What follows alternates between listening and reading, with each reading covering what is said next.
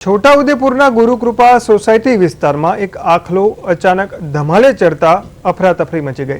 બેકાબુ બનેલા આખલાએ 3 થી 4 લોકોને અડફેટે લીધા, જેને લઈને તેમને ઈજા પહોંચી।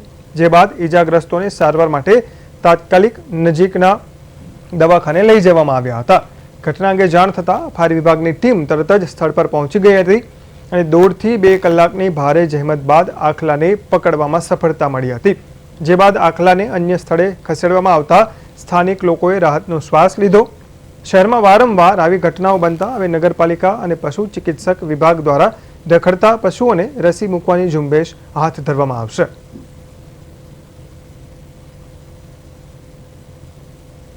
ગુરુકૃપા સોસાયટીમાં સવારમાં અમને ફરિયાદ મળી કે આંકડો હડકવા થયો છે અને 2-3 માણસોને નુકસાન કર્યું છે અને નુકસાન ખૂબ મોટા પાયે કરેલું હતું। એ લોકોને દવાખાનામાં લઈ જવા પડ્યા, એડમિટ કરવા પડ્યા અને તાત્કાલિક અમને જાણ થતા અમારા કોર્પોરેટર જીમિતભાઈ, શહેર પ્રમુખ અંકુરભાઈ, મંત્રી આપણા ઈશ્વરભાઈ ને બધાને જાણ થઈ એટલે અમે લોકો તાત્કાલિક ફાયર ટીમને બોલાવી। હર હંમેશની જેમ ફાયર ટીમ અમારી સતત મદદમાં રહે છે અને આજે આખલો હડકાવાનો બનાવ પહેલો બનાવ નથી, આના પહેલા પણ ઘણા બધા બનાવો બન્યા છે।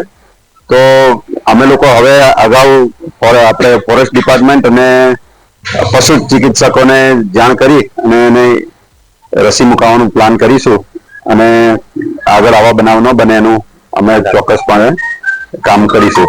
આજરોજ સવારના 9:30 કલાકે છોટાઉદેપુર ફાયર કંટ્રોલ રૂમમાં ગુરુકૃપા સોસાયટીમાં એક આખલો હડકાયો થયો છે।